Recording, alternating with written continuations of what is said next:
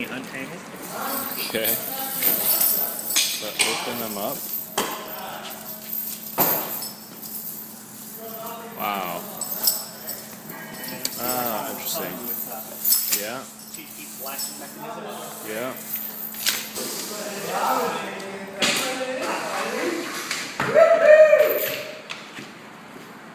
Okay.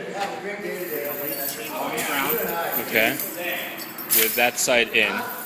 If you forget, look in the picture. The Got yellow it. part always goes towards the front of the vehicle. Okay. Okay. You see the chain itself is actually two pieces, here and here.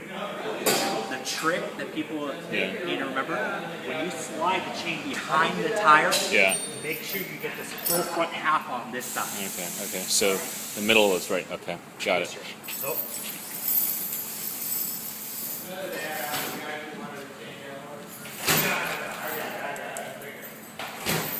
grab the chain. Lift it up. Yeah. Connect it, what you see here. Okay, right. Drape the chain forward of the tire.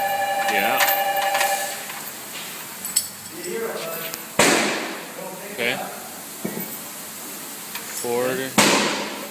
Then connect it here. Okay, that's the okay. Which you see is the next step. Got it. Then you see how it goes to showing the back side of the tire. Yeah. It wants you to throw it back. Just move it back with your hand. Okay. That's it.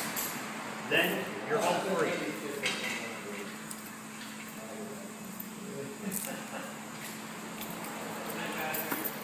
Okay.